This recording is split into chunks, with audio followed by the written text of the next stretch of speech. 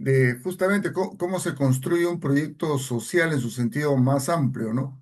Yo diría proyecto con mayúscula, no por, no por exagerar la importancia de lo que voy a presentar, sino para diferenciar lo que puede ser un proyecto específico, ¿no? Un proyecto de intervención en una comunidad por 2, 3 años, con un determinado presupuesto de lo que yo entendería como proyecto, como propuesta más estratégica de intervención, ¿no? Que en su interior puede incluir múltiples proyectos, ¿no? Como veremos, y justamente lo que yo voy a hacer es contarles a ustedes una historia en la cual se fue configurando un proyecto relacionado con derechos humanos, que a su vez fue generando a su interior proyectos específicos de un tipo de otro, jurídicos, sociales, comunicacionales, culturales, etcétera, como presentaré a continuación. Y para eso mi material de referencia es un texto que ustedes están viendo en pantalla. Entiendo que se está viendo mi pantalla, ¿no? Por favor, confírmemelo alguien. Este, Gerardo o alguien Sí, sí, más. sí se ve Sí, la ¿no? proyección. Perfecto, perfecto, bien. Este es un texto que escribimos colectivamente el año 2023, cuando PRODE, Asociación Pro Derechos Humanos, cumplió 40 años de existencia. A la fecha ya tenemos 46 y lamentablemente seguimos teniendo vigencia, ¿no? Digo lamentablemente porque lo deseable sería pues que la agenda de los derechos humanos primero que estuviese plenamente recogida por el Estado y que entonces siempre va a haber necesidad de colectivos, organizaciones de derechos humanos, pero estos estuviesen más enfocados en puntos muy, muy concretos, ¿no? Lamentablemente la agenda de derechos humanos, como ustedes bien saben, sigue siendo muy fuerte en el Perú, en el sentido pues que hay muchos pendientes, ¿no? Bueno, entonces, como digo, voy a seguir, yo después les voy a alcanzar el vínculo al texto para que lo puedan ver. Y simplemente voy comenzando, a ver, primero con esta imagen que es muy reveladora, ¿no? Si ustedes van por el local de APRODE, Asociación Pro Derechos Humanos, Girón Pachacute, el 980 Jesús María, van a encontrar que en la puerta está este mural que fue elaborado por elaborado y hecho y donado por el maestro Víctor Delfín, que es un gran artista plástico peruano, maestro de múltiples generaciones. Entiendo que tiene como 90 años y sigue ahí en su casa museo de Barranco, y que fue una persona que se involucró muchísimo en la lucha por los derechos humanos en el Perú en los años 90 hasta el año 2000, incluso hasta hace pocos años lo he visto en alguna marcha. Este, mm, y fue muy, muy amigo y muy amigo de nuestro, aparte de compañero de lucha. Y él nos donó este mural que está ahí puesto, que es hecho con pequeños mosaicos, ¿no? Y en la foto está también Francisco Soberón, lo estoy marcando ahora con la pluma, con el indicador, que fue nuestro director fundador, lamentablemente falleció hace pocos años, y él fue sociólogo justamente, ¿no? Y por eso va a ser relevante mencionarlo. Y la persona que está aquí, si no me equivoco, es la alcaldesa de Jesús María en ese momento, una señora de apellida Izquierdo. Este mural sigue ahí. Como ven ustedes, es un mural que resume desde la particular plástica muy, muy vital, muy enérgica del maestro Delfín, un poco los derechos humanos, que incluye episodios de la conquista, pone por aquí al Mariátegui, en fin, un poco recuerda de alguna manera esta iconografía épica del Guernica de Picasso, ¿no? Que también es un cuadro sobre derechos humanos. Bueno, dicho sea de paso, el prólogo de este libro lo firmó Sofía Maher, que había sido secretaria ejecutiva de la Coordinadora Nacional de Derechos Humanos. Después fue parte de la comisión que vio la transición a la democracia tras la caída de Fujimori, y fue parte de la Comisión de la Verdad y Reconciliación. Y la menciono a Sofía porque ella es socióloga egresada de San Marcos, ¿no? Justamente acaba de presentar su tesis doctoral hace 2 años ya en una universidad alemana, y entiendo que ha sido publicada. Bueno, fotos acá de los 40 años, no es para las anécdotas que está esta reunión. Este, y voy a los puntos, ¿no? Esta es una especie de síntesis, ¿no? Está Pancho Soberón, víctimas. Estos son de casos de unos ronderos de Cajamarca, fueron acusados falsamente de terrorismo y se hizo mucho esfuerzo para sacarlos, ¿no? Adelante. Bueno, entonces, a ver. La idea es compartir con ustedes cómo dar forma a un proyecto, ¿no? Y bueno, lo primero es tener un tema, tener un asunto pendiente, urgente, motivador, movilizador. Y en el caso de APRODE, ese asunto, lamentablemente, fue la expansión de la violencia interna en la década de 1980, a raíz de la violencia subversiva, por un lado, y la contrainsurgencia estatal que generó pues toda esta espiral de muertes, desapariciones, crímenes horrendos que más o menos se conocen, ¿no? APRODE fue fundado en septiembre del año 1983 por militantes de izquierda y no tenemos ningún temor en reconocerlo, en afirmarlo. Si bien fue avalado por un conjunto, como se verá luego, muy amplio y muy plural de líderes políticos que se sentían motivados, indignados, conmovidos por el tema de los derechos humanos, ¿no? Incluyendo ahí personalidades, personas que pertenecían en ese momento al APRA, como Javier Valle Riestra, a Acción Popular, al TPC incluso, ¿no? La actual hoy figura política, Fernando Olivera, fue uno de los que respaldó el trabajo. En ese momento él estaba en la Fiscalía de la Nación como secretario, si no me equivoco. Gamarra, que era un diputado, no sé si de Acción Popular o del PPC, ¿no? Galindo, que era un diputado de Acción Popular de Ayacucho. Imagínense ustedes, un diputado de Acción Popular de Ayacucho en los años 80, muy conmovido por lo que estaba viendo, incluso él terminó renunciando a Acción Popular en determinado momento. Bueno, pero el promotor de todo esto, el que le dio forma a todo esto fue Francisco Soberón, Pancho Soberón, como se dice ahí, egresado de la Facultad de Ciencias Sociales de la Universidad Católica y que traía ya una experiencia previa de promoción social en el campo en el norte chico, en Huaral, y después en Cusco, ¿no? Con una vinculación muy profunda con las comunidades campesinas. También formó parte de la primera, de los fundadores, Marta Giraldo, una puneña vinculada a comunidades cristianas progresistas, que si no me equivoco había estudiado en la Universidad Ricardo Palma, aquí en Lima, ¿no? Y también, fíjense ustedes, los avatares de la vida, también fue parte de la Fundación Fernando Rospigliosi, ¿no? Hoy pues un tránsfuga, un renegado, ¿no? De nuestra causa, pero no nos, la verdad es la verdad, él fue fundador de APRODE, junto con Manuel Piqueras, que sí fue un activista y después diputado de Izquierda Unida, muy vinculado con las comunidades cristianas de base. Bueno, Liliana Panizo, obviamente por ahí estaba Javier Díaz Canseco, Javier Valle Riestra, Julio César Galindo, en fin, ¿no? En el libro hay una cronología que va a acompañar todas las páginas que no la voy a comentar, ¿no? Bueno, y justamente los episodios, ¿no?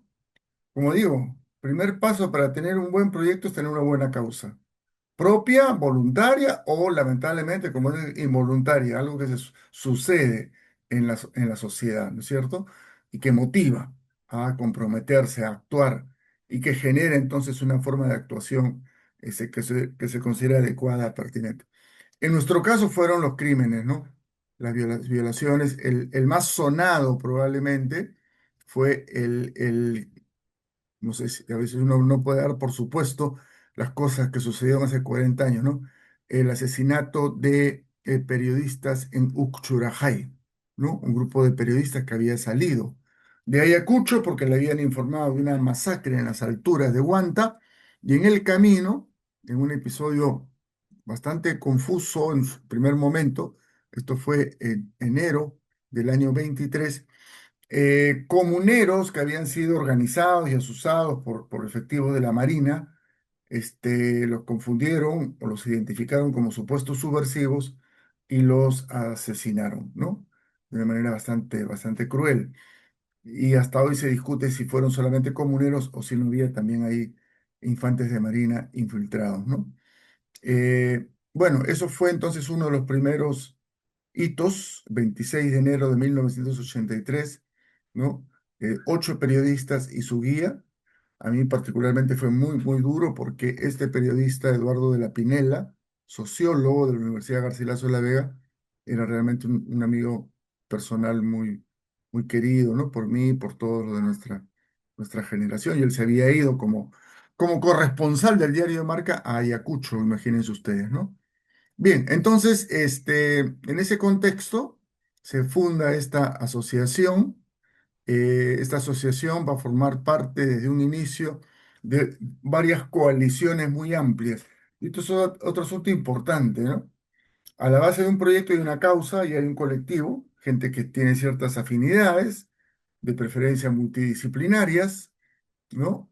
Rápidamente al primer grupo se sumó María Flores, por ejemplo, que era periodista, que ahora está en Costa Rica, eh, varios archivistas, algunos de ellos egresados de San Marcos y de otras universidades, en fin, o sea, era un equipo multidisciplinario que tenía una muy buena causa. Y la clave es también pensar en alianzas y en redes, ¿no? Sobre todo cuando son temas duros, ¿no? Son temas complejos. APRO desde un inicio formó parte de lo que se llama la Asociación Nacional, Asamblea, dice acá, Asociación Nacional de Centros de Investigación, Promoción Social y Desarrollo, ANC, que viene a ser una suerte de gremio de lo que más se conoce como ONGs, organizaciones no gubernamentales, ¿no? Ese término es el que se ha generalizado no solo en el Perú, en el mundo, pero en realidad no gubernamentales no dice mucho, ¿no? No gubernamentales son los clubes deportivos también. Más adecuado es este término un poco más largo, ¿no? Centros de investigación, promoción social y desarrollo. Y por otro lado, APRODE también, APRODE fue fundador de esta ANC y APRODE también fue fundador de la Coordinadora Nacional de Derechos Humanos, ¿no? Que es un organismo bastante conocido que agrupa, ya tiene más de 40 años también, a las 80 organizaciones, en realidad activas hoy están 40 y tantas probablemente, pero formalmente hay 80 organizaciones promotoras de derechos humanos que sobre todo se crearon en la década de los 80 a raíz de la violencia, pero no solo ahí, hay organismos de derechos humanos que vienen de antes, que estuvieron comprometidos, por ejemplo, con las luchas sociales de la década del 70 que hicieron mucho activismo en relación con los movimientos sindicales, campesinos, ¿no? Todo ese conglomerado de organizaciones fundamos la Coordinadora Nacional de Derechos Humanos en 1985. Ahí se menciona que fue la primera secretaria ejecutiva Pilar Coll, una misionera laica española, ¿no? Acá hay un evento de APRODE. Este es Fernando Olivera, aunque no les parezca, ¿no? Fernando Olivera, obviamente Javier Descanseco, Pancho Soberón y seguramente algunas otras personas aquí que son víctimas, ¿no? Encuentro Nacional de Derechos Humanos, enero de 1985, según parece, ya. Bueno, y ahí viene la historia, ya no les voy a contar la historia de las acciones terribles que sucedieron en el Perú, las masacres de los años 80, Acomarca, Lucanamarca, las cosas horribles que sucedieron en el cuartel de Los Cabitos, que es el cuartel del ejército en Ayacucho, y que tiene al costado una quebrada que se hizo tristemente célebre porque ahí se arrojaban los cuerpos de los que habían sido detenidos, torturados y desaparecidos hasta el momento en que arrojan ahí los cuerpos. Y los familiares tenían que ir a identificar sus restos ahí, ¿no? Esa hollada hoy día se está transformando en un santuario de la memoria. Muy lentamente, porque cada vez que remueven tierra y para seguir avanzando con el santuario, que tiene todo un plano pues, arquitectónico bastante interesante, me parece a mí. Lamentablemente, con frecuencia se vuelven a encontrar restos, todavía hoy, 40 y tantos años después, ¿no? Bien, entonces esa es un poco la, la historia, ahí está la historia, ¿no? Como digo, después ustedes podrán ver el número. Pero lo que nos interesa es ver cómo se va articulando esto como proyecto, ¿no? Entonces, no solo en este caso, yo creo que es lo mismo en la mayoría de casos, digamos que sí hay organizaciones con un sesgo un poco más, y esto no es una crítica, ¿no? Un sesgo más tecnocrático, digamos, más especializado, y entonces ahí basta con una calificación técnica profesional suficiente para involucrarse.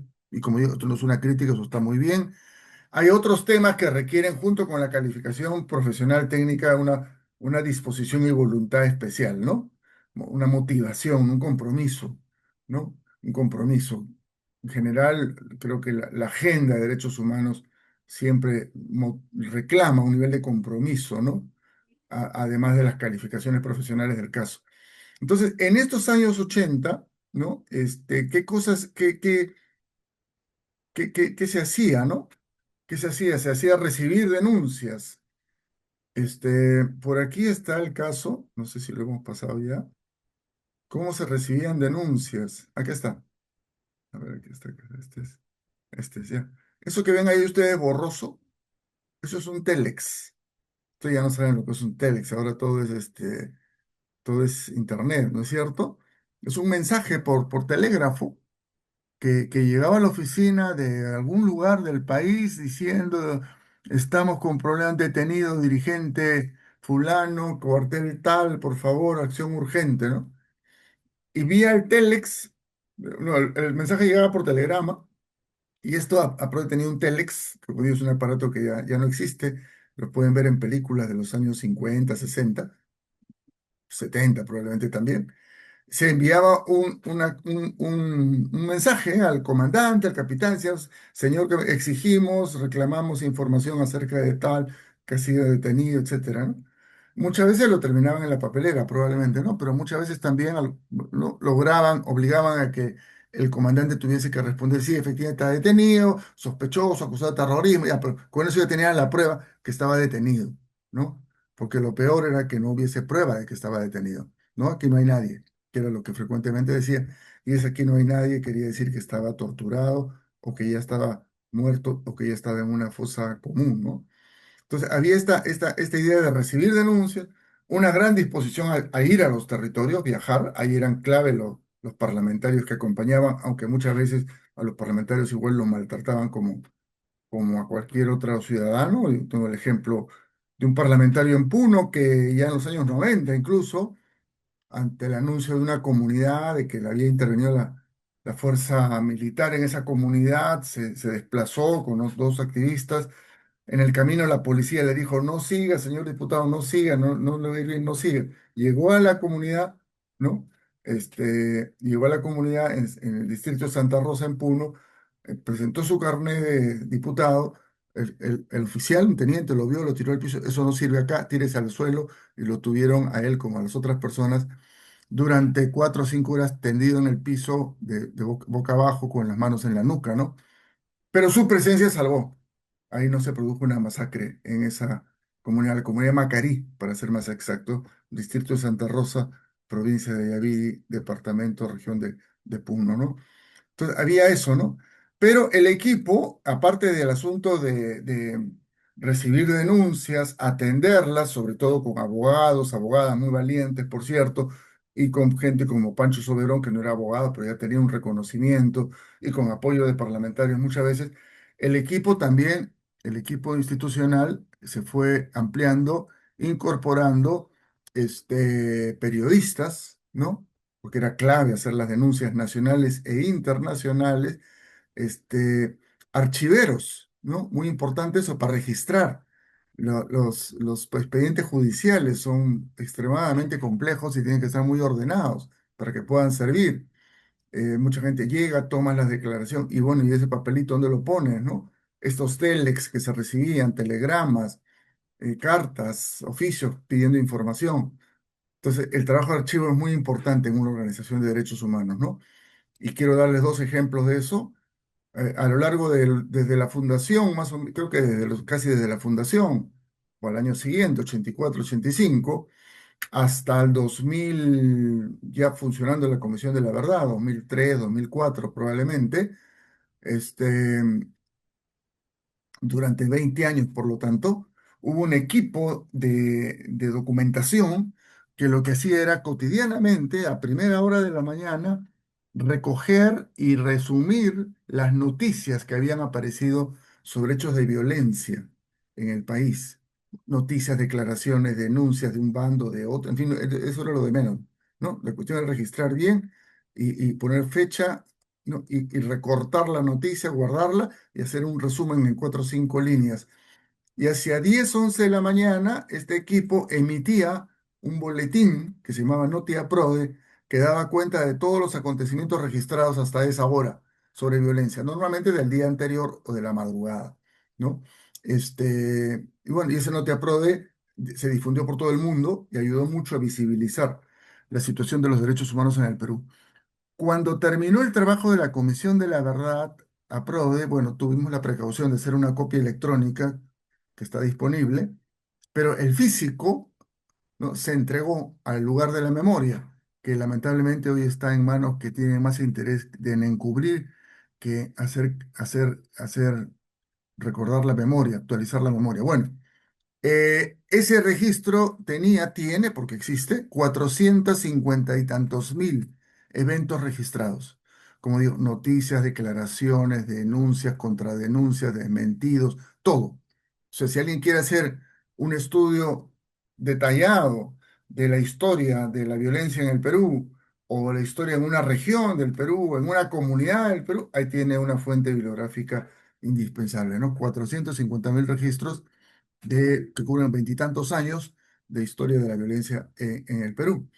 Y ese lo entregamos. El que no entregamos y está ahí en nuestro local y esperamos poder mejorar su nivel está bastante ordenado, pero digamos, no tiene la estructura que tiene un archivo, ¿no? Por otros motivos, esta noche voy a estar en San Marcos para eso. Yo colaboro con el archivo Mariátegui y ahí hay una extraordinaria archivista, Ana Torres, egresada de San Marcos, y eso es un ejemplo, pues cada papelito, cada documento, cada carta, cada postal, cada artículo, los manuscritos de José Carlos, tienen un registro, fecha, temas, vínculos, ¿no? Eso es un trabajo pues de años o si no de décadas, ¿no? Bueno, APRODE tiene 2.500 casos judiciales ordenados en expedientes. Hay casos que son varios expedientes, varias cajas. Es un archivo muy grande. Quisiéramos tenerlo ya digitalizado para comenzar, por razones de seguridad, y clasificado de manera mucho más profesional, digamos, ¿no? Pero en fin, pero están ahí, 2.500 casos, ¿no? Entonces, el trabajo de archivo y registro es muy importante, ¿no? Y va de la mano con el trabajo de investigación social, ¿no? Más adelante vamos a ver. Por ejemplo, esto que ven ustedes acá, ¿no? Este es un libro que se publicó, Cuartel Los Cabitos, lugar de horror y muerte, ¿no? Que es este cuartel de... Y este es un estudio, no son estudios sociológicos, académicos, stricto sensu, le faltan notas a pie de página, el formato tal o cual, pero sí son estudios muy serios, ¿no? Acá, nada de lo que se dice acá es falso, es inventado, es supuesto. Eso sí, siempre se ha sido muy cuidadoso porque es clave, ¿no? Para tener credibilidad.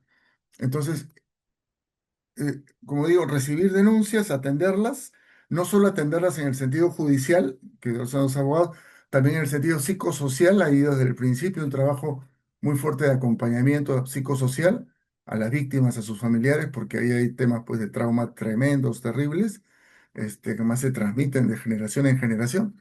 Entonces, ahí hay otro campo de intervención, acompañamiento psicosocial, y hay el campo de registro, y hay el campo de investigación más periodística en el sentido más profundo del término, ¿no? O sea, entre el periodismo y las ciencias sociales, digamos, ¿no? No es noticia solamente, porque la noticia la dan los diarios, sino es registrar, interpretar, recoger, contextualizar. Es muy importante contextualizar, ¿no? Contextualizar. Bueno, esta es la lista de los casos, el caso Cabitos, ¿no? Es terrible. Este, las víctimas del acompañamiento psicosocial, esta era una psicóloga. Estas son personas del Ministerio Público y estas son víctimas que están reconociendo los restos, las ropas de sus familiares, ni siquiera los restos, ¿no? De sus familiares, ¿no?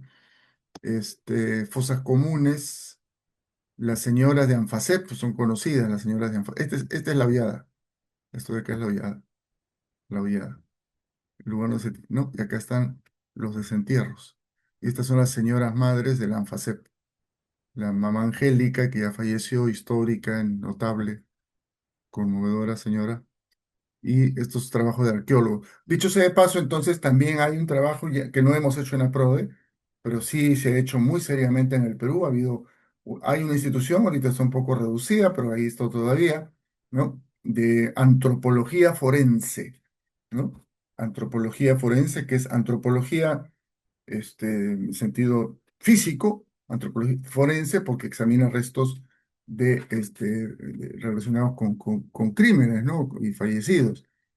Este, no recuerdo exactamente el nombre de la institución esta, pero fue muy importante, apoyada mucho por argentinos, porque el país pionero en antropología forense es Argentina por razones obvias, ¿no? Los crímenes, esto está en discusión, por ejemplo, ahora, ¿no? El tema de crímenes de lesa humanidad, un tema interesante para juristas y también para historiadores, ¿no? Porque esto viene de la posguerra, de la Segunda Guerra Mundial.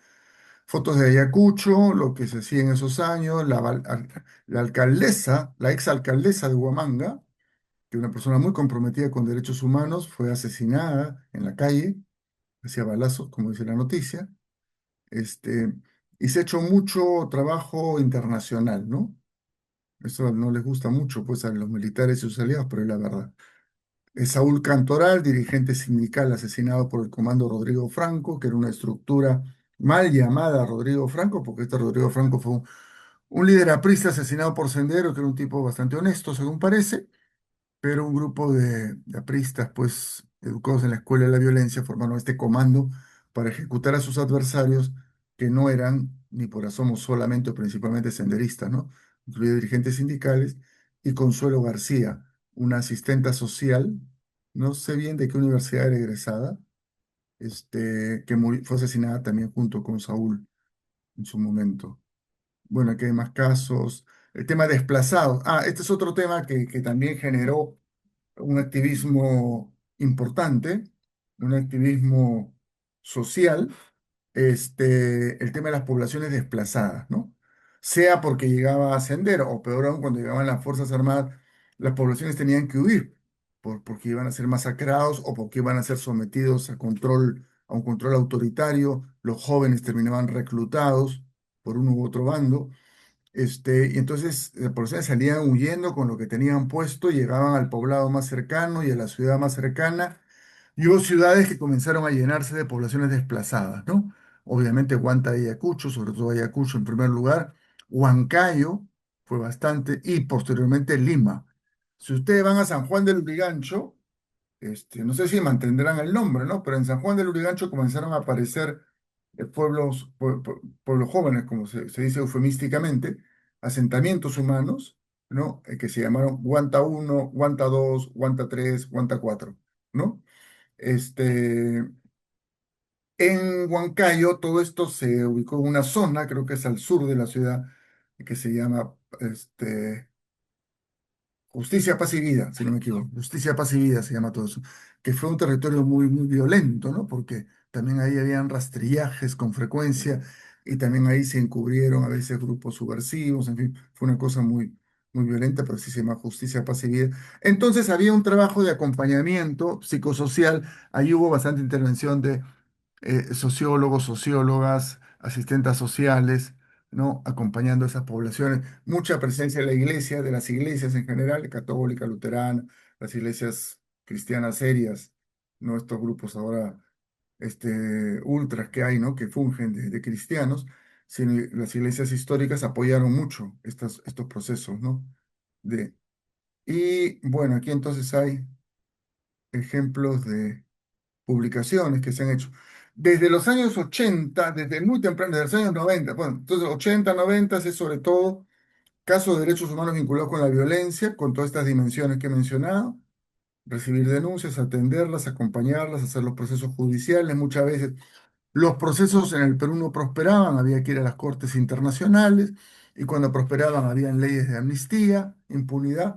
Y es por eso que es ridículo, ridículo el argumento que da Rospigliosi y otros de que hay que ya pues acabar con los juicios, porque cómo es posible que hayan oficiales que han combatido la subversión, que están 30, 35 años en juicio. Eso es exclusivamente responsabilidad del Estado, ¿no?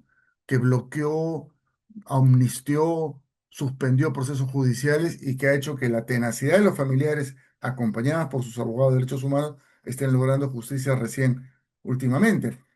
Para poner un ejemplo, antes mencioné los cabitos, ¿no? Es- Después de la Comisión de la Verdad, que fue un gran avance en todo esto, se hizo un solo caso con todos los casos específicos de desaparecidos, torturados, desaparecidos en el cuartel Los Cabitos, ni siquiera con todo, con un número importante de casos. que fue el caso Cabitos 83. Ese caso recién ha tenido sentencia hace 2 años, en el 2024. O sea, 41 años después. Y no es culpa de los abogados ni de las víctimas.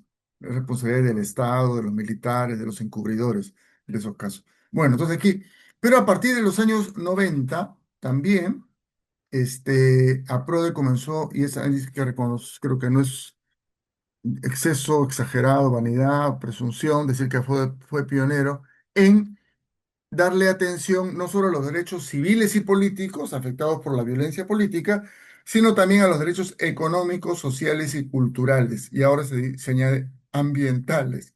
Entonces, estas son una serie de publicaciones vinculadas sobre conflictos sociales, conflictos socioambientales, consulta previa, conflictos sociales incluso en Ayacucho, ¿no? Derechos humanos y empresas, en fin, ese es un tema emergente, como decimos. Y ahí entonces se ha recurrido a muchos expertos y especialistas en diversas disciplinas, economistas, antropólogos, antropólogas, sociólogos, sociólogas, historiadores, historiadoras, ¿no? Que han ayudado mucho a trabajar eso. Pero siempre hemos mantenido un pie firme en los temas de los derechos. Esto es una de las cosas más duras y terribles que hay, es la devolución de restos, ¿no? Esto debe ser, no me acuerdo, a comarca quizás se encuentra, sí, y como los restos están ya destruidos, pues, ¿no? Se entregan en ataúdes muy pequeños, porque ya no hay un cadáver completo, ¿no? La identificación a veces es de un pequeño huesito, ¿no?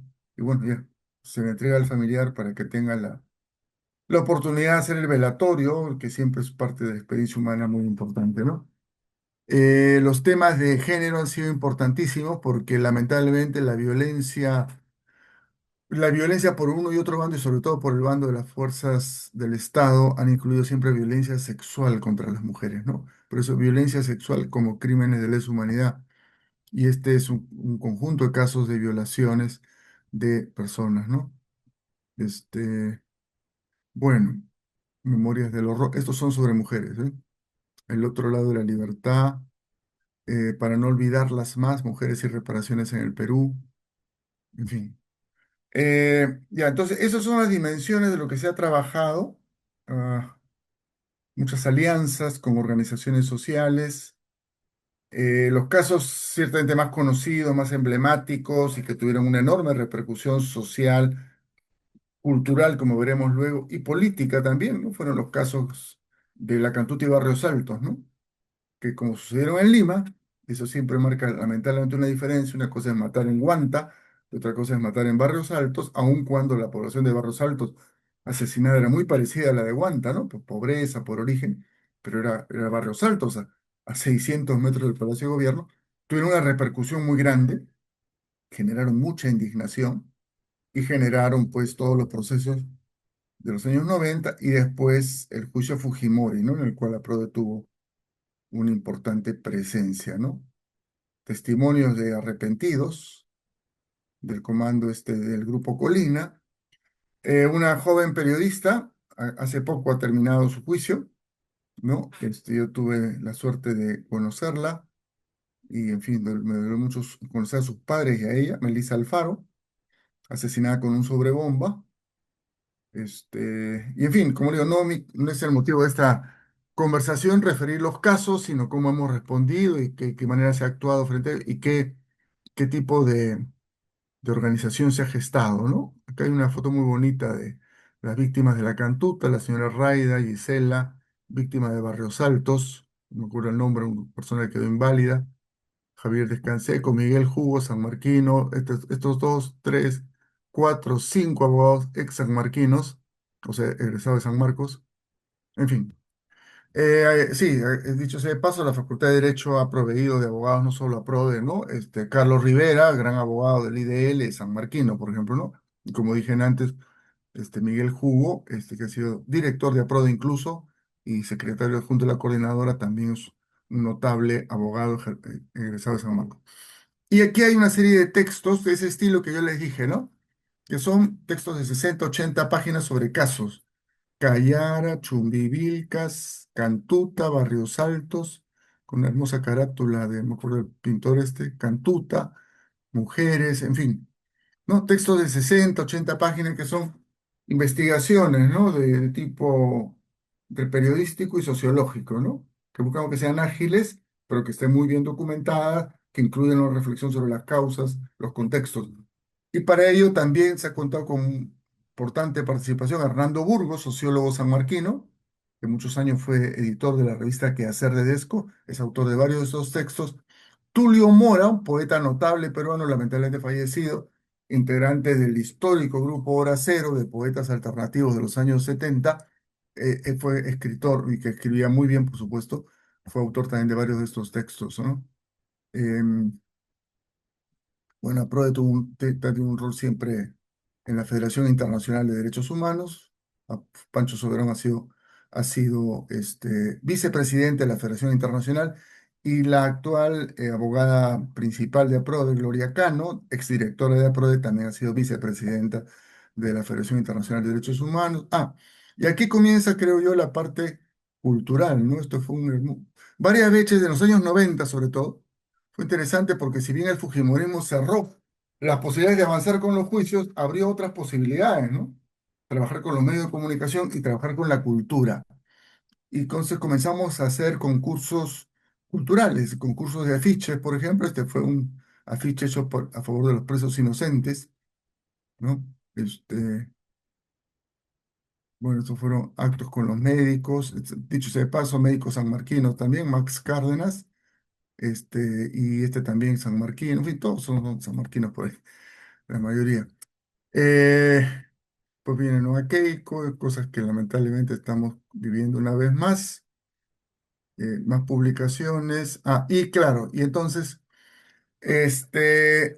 una de las cosas que se hizo fue un trabajo fuerte en los años 90 y ahí jugó rol este señor Víctor Delfín, el maestro Víctor Delfín, que fue el motivar y comprometer a gente de la cultura, ¿no? Entonces se hizo exposiciones de artes plásticas. Hubo una en el atrio del convento de San Francisco, en el centro de Lima, a 2 cuadras del Palacio de Gobierno, en el cual exhibieron obras, todos, yo diría que todos, hasta Cislo, ¿no? Todos los artistas plásticos del Perú pusieron ahí algún cuadro como una forma de solidarizarse con la causa de los derechos humanos.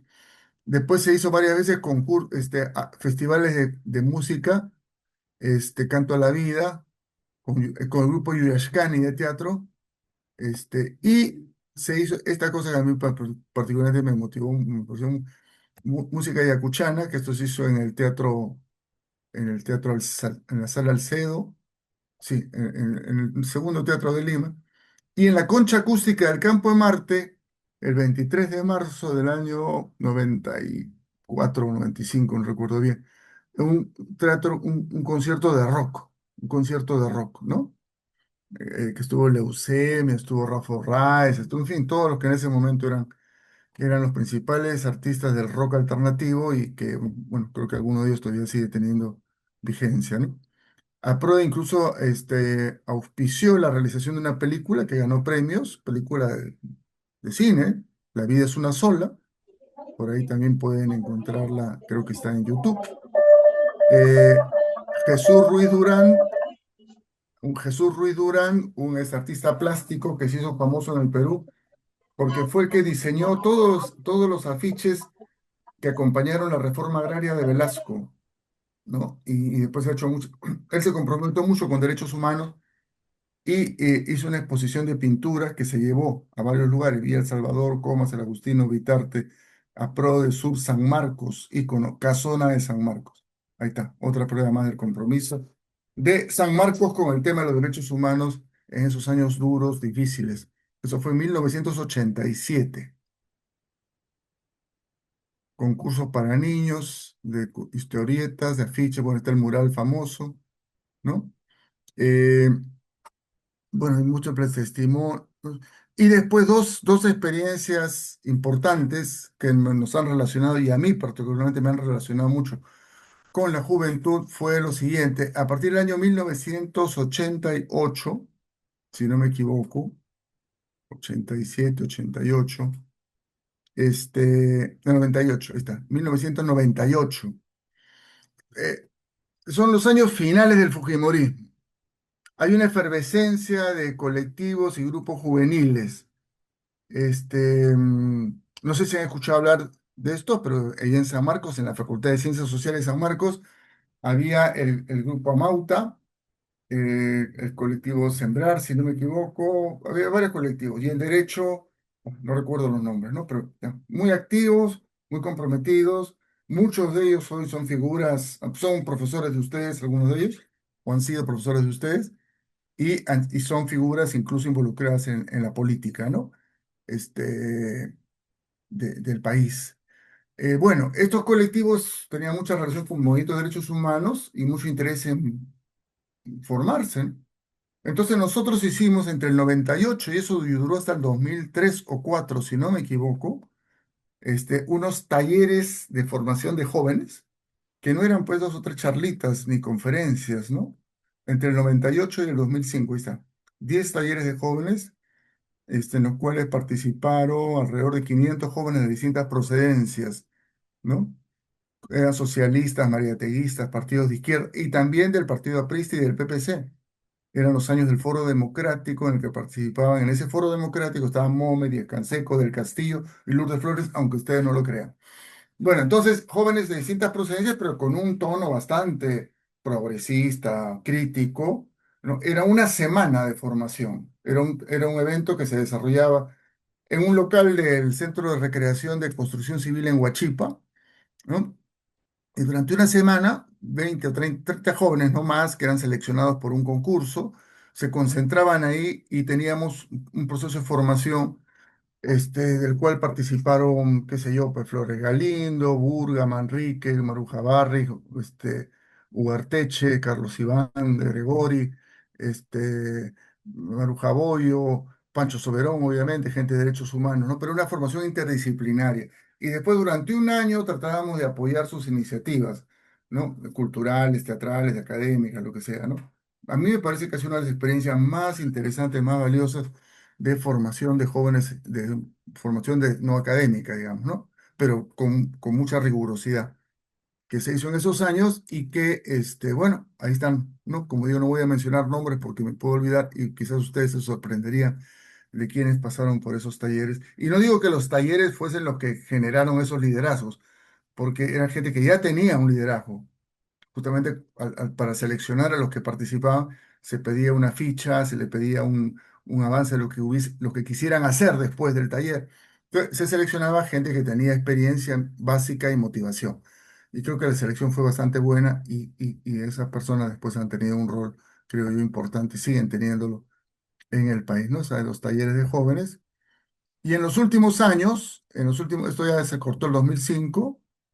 Todo proyecto tiene su plazo. También es importante saber eso, ¿no? Como ven ustedes, hay una serie de proyectos específicos que se van sucediendo, de acuerdo a las coyunturas, de acuerdo a las necesidades, de acuerdo a la disponibilidad de las personas y los recursos. Y también hay que ser conscientes que a veces proyectos ya se acaban, o sea, su momento ya pasó. En los últimos años, lo que se ha retomado a raíz, a iniciativa de un grupo sanmarquino de la Facultad de Derecho, no sé si seguirá existiendo, pero el taller de Derechos Humanos Alfredo Torero lo deben conocer, los que hacen estudios de historia andina, es un lingüista especializado en quechua, que tiene toda esta teoría sobre el origen del quechua en la Sierra de Lima. Es un gran tipo, un gran académico y un hombre muy comprometido con derechos humanos. El taller de derechos humanos de Derecho tomó su nombre y en alianza con nosotros lanzó la idea de los Congresos Nacionales de Derechos Humanos. Durante 7 años, esto fue entre el 2013, 12, 13 comenzaron, durante 7 años se hicieron en San Marcos, en la Facultad de Derecho, el octavo se hizo en Huamanga, el 2019, ¿no? El octavo, noveno, décimo y décimo primero se hicieron virtuales por la pandemia, 20, 21 y 22. Y los últimos los hemos hecho mixtos, virtuales presenciales, en Cusco y Cusco y Puno, ¿no? Con mucha participación de jóvenes. Tratamos que sean interdisciplinarios. Obviamente, normalmente la mayor concurrencia, unos 400 asistentes presenciales, virtuales por año. Suele ser de estudiantes de derecho, pero en fin, está abierto a todo tipo de ponentes, ¿no? Normalmente hay unas 60 ponencias por año de jóvenes, ¿no? Y se invita a caer. Ah, después, me había olvidado de esto.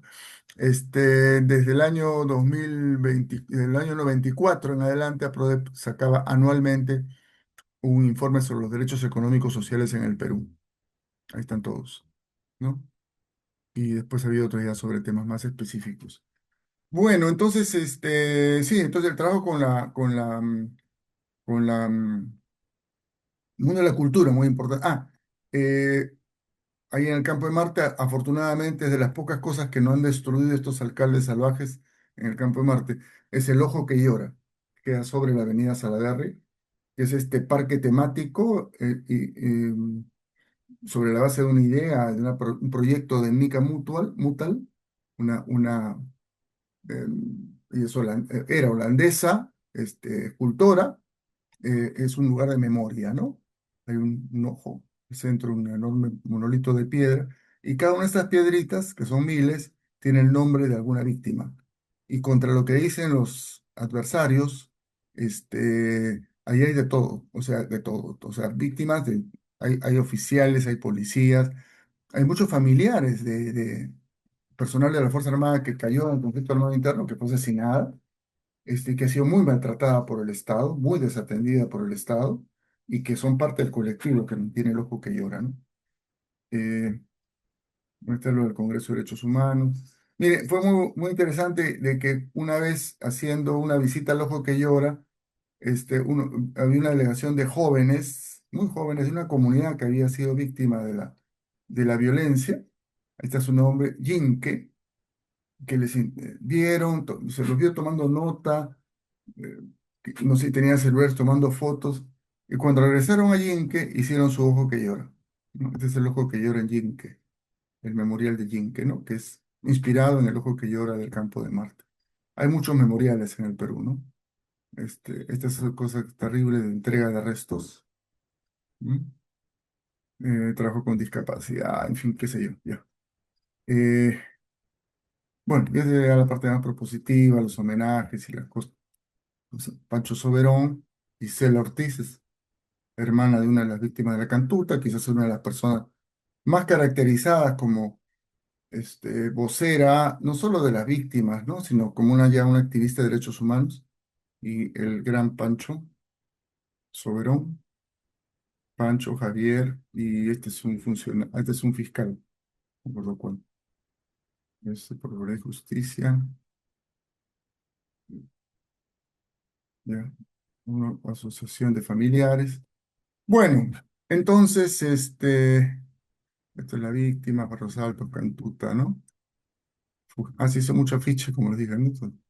Este fue muy bueno, se busca extraditable. Este, Como le digo, no les voy a contar la historia de los casos, ahí están todos los casos, están las resoluciones, las sentencias obtenidas, en fin. Y esta foto es notable, ¿no? Este es un plantón que se hizo en el Palacio de Justicia, a raíz del caso Cantuta, de haber sido 95, 96.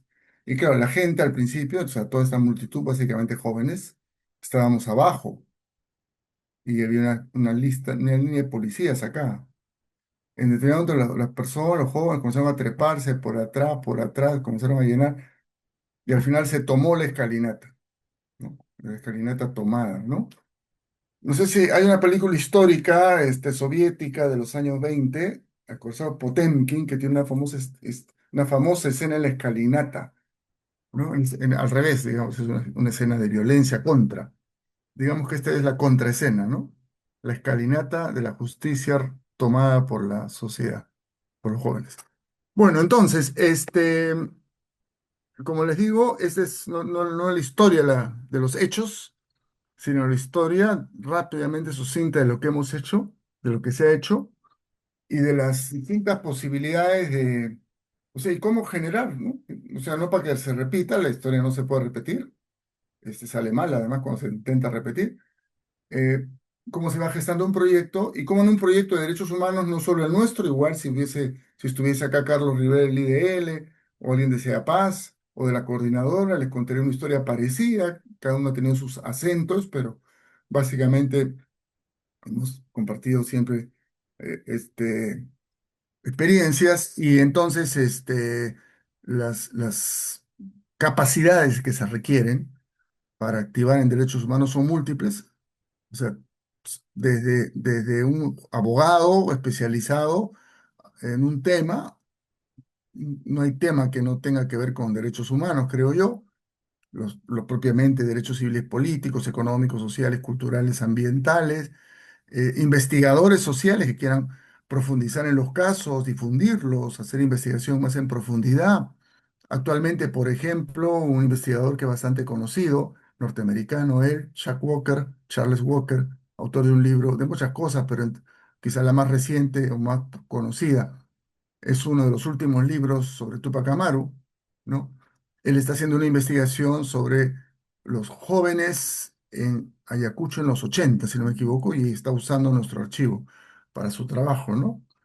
En fin, entonces, investigadores sociales, periodistas, comunicadores, archivistas, abogados, psicólogas, psicólogos, sociólogos, sociólogas, asistentes sociales, o ya no se llama asistentes sociales, perdón, ese nombre es antiguo y es ciertamente feo. ¿No? Promotoras, promotores sociales, en fin, o sea, no hay disciplina y bueno, y gente de la cultura, ¿no? Gente de la cultura, del arte y la cultura, que aporta muchísimo porque es uno de los mecanismos más importantes de sensibilización. A veces sensibiliza más que un libro, un buen spot, ¿no? Sobre todo ahora que hay esta proliferación de redes digitales. Entonces, hasta ahí llego yo. Ya he hablado, creo, más de lo debido, casi 50 minutos, me parece. Pero no verlos aburridas. Y por favor, pasemos a conversar. Entonces, quedo abierto a escuchar preguntas, comentarios de ustedes, ¿no? Hasta ahí por mi parte. Gracias. A ver. Eduardo, mire, propiamente he visto dentro del desarrollo de la exposición varios tipos de programa que creo son importantes al momento o algunas ideas fuerzas que son importantes al momento de pensar un proyecto. El primero, como bien has identificado, es la causa, ¿no? O sea, no hay proyecto sin una causa o un norte sobre el cual organizarse, constituir y sobre esto incidir. Algo que también me pareció interesante ha sido estas escuelas, por así decir, de formación de liderazgos que generen las réplicas. Ujú, Este tipo de programa es común ahora, pero me recuerda a la figura de construcción de públicos, ¿no? Para que no quede encocertado en un pequeño ujú, gueto de especialistas o de activistas, ujú, constantemente estas escuelas formativas o escuelas de liderazgos ujú, constituyen una nueva camada de activistas, de profesionales, y los van insertando también en esas redes, ya por así decir, profesionalizantes, ¿no? ujú, ujú, Entonces, eso ujú, permite que se amplíe la mirada y se lleguen a otros territorios donde quizás, ¿no?, las propias urgencias del día a día de los fundadores no les permitan, pues, ujú, abastecerse, ¿no?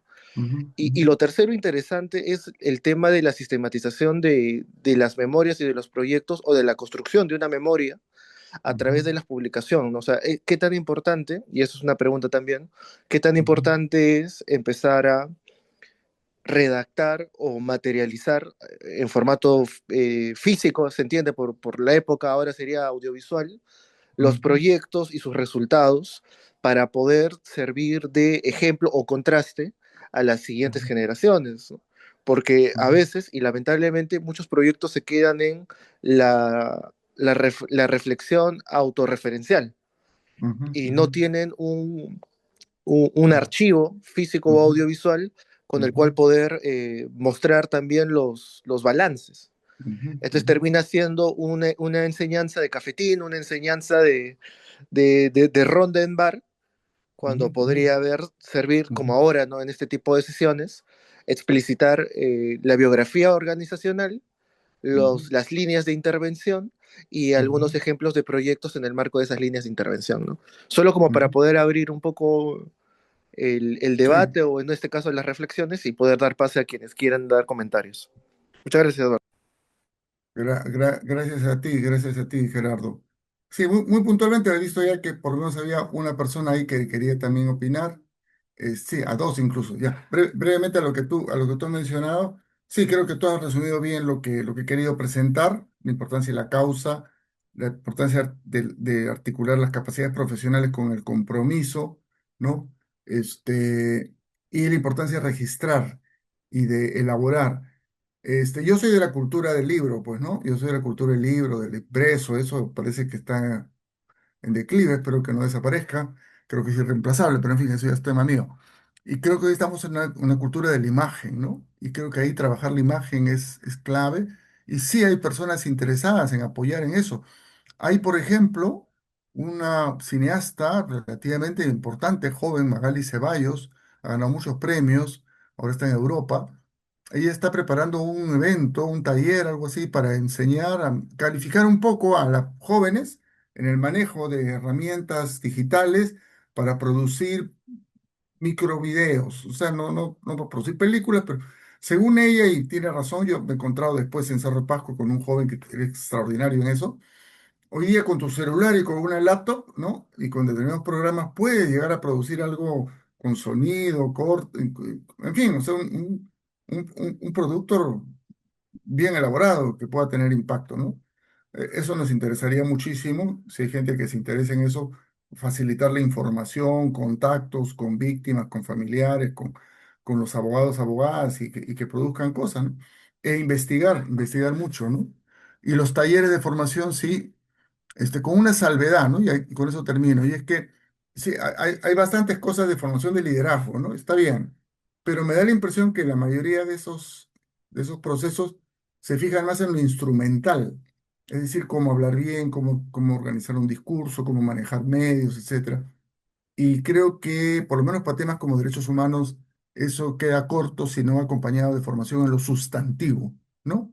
O sea, en el sustantivo, en la doctrina, así dura, porque hoy día, lamentablemente, como está el mundo y con las corrientes que hay en el mundo, no podemos dar nada por supuesto. No podemos dar por supuesto de que, claro, todo el mundo sabe que son derechos humanos. No. Hoy día hay gente que los niega, que los ridiculiza, entonces tenemos que refundamentar. Y entonces la formación de un activista requiere un componente fuerte de fundamentación, no solo teórica en general, sino también de conocer la historia, los episodios, etcétera, ¿no? Ahí alguien me pregunta sobre un episodio de Churajay, lo incluiré en la respuesta que daré a continuación. Pero prefiero escuchar ahora, está María Chunque, está Omar, ¿no? A ver, María, ¿podrías compartir tus inquietudes? Adelante. ¿Sí? Hay tres, veo tres. María, Omar y Boris. A ver, ¿quién se anima de los tres? Conecta su micro y habla. Muy buenos días. ¿Se me escucha? Sí, adelante. Sí, Boris, adelante. Es un gusto poder escucharlo con tantos antecedentes históricos eh, de formación. Y la pregunta va enfocada a la asociatividad. Bueno, ¿qué tanto ha cambiado el modelo de Mm, asociatividad comunal ujú, de lo que nos venía comentando claro, en todo este historial y en los ujú. tiempos de hoy? ¿Qué tanto ha cambiado? ¿Nos podría explicar, por favor? Excelente pregunta, gracias. Sí. Recojo las otras dos preguntas para contestar a las tres, si les parece. María Chunque, Omar. María, sí, adelante, María. Sí, profesor, muchas gracias, muy buenos días. Yo soy de la ciudad de Nuevo Chimbote y agradecida por estar aquí escuchando su experiencia y sobre todo, profesor, quería hacerle la siguiente pregunta. Estoy a punto de tomar una decisión para poder hacer una investigación universitaria, pero quiero abarcar el tema de la problemática social de mi región para poder aplicarle un proyecto de tesis de investigación. Y tú sabes que las realidades y los problemas son muchísimos. Y lo Ujú, otro es que a través de esta experiencia que tengo en este momento quiero aportar también a dar en una localidad muy lejana a la zona de Ancash, en la parte sierra, hay muchos problemas sobre el tema de salud, educativo, social, económico. Entonces, ¿cómo puedo priorizar yo en ese caso un problema? Porque son muchos los problemas. Pero para poder tomar en cuenta en lo que es económico, ambiental, que hoy en día urge muchísimo, quisiera yo saber de qué manera puedo enfatizar mucho el tema de los problemas y para poder partir de ahí en el tema de una solución. Gracias. Muchas gracias, María. Y Omar, ¿nos compartes tu preocupación, tus inquietudes? Adelante. Sí, aló, buenos días. ¿Me escuchan? Sí, adelante, sí, sí, perfecto, te Ya. escuchamos, adelante. Primero un comentario y la pregunta. Gracias por la información. Bueno, yo soy profesional de salud. Yo he entrado por parte porque me invitó esto un compañero de Juntos por el Perú. He entrado, tengo el trabajo, pero lo que he escuchado son informaciones muy importantes sobre la memoria, sobre la historia, que recién lo he conocido así, pero usted lo ha desarrollado a grandes rasgos. Interesante. La pregunta es, para poder cambiar, o sea, porque esto está en base, uno lo conoce recién, bueno, cuando entran las nuevas generaciones, en este caso a la Universidad de San Marcos, la Cantuta, lo que realmente tiene, porque en las universidades privadas no hay esta información. Pues, o sea, como dice, esta información va a estar ahí entre llaves, entre grupos, y la idea Ujú, es cómo socializar esta información que sea como una política de Estado en ujú, las nuevas generaciones, porque esta información recién llevamos cuando entran a la universidad. ¿Qué pasa como en los colegios?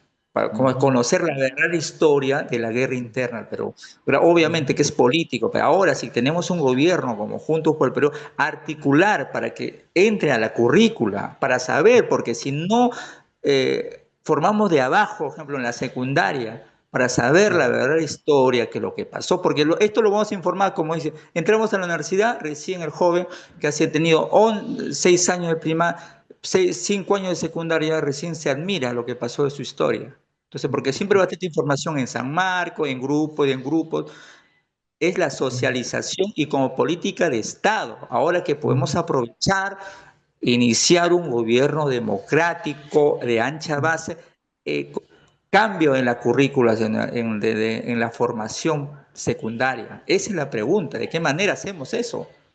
Ujú. Gracias. Gracias, gracias, Omar, gracias. Ok, a ver, tengo tres preguntas y una que llegó por el chat relacionada con Uchurajay. No sé si hay alguna más por el chat, creo que no. Bueno, en fin, respondo y seguramente podemos tener tiempo para una rondita y hasta dos quizás.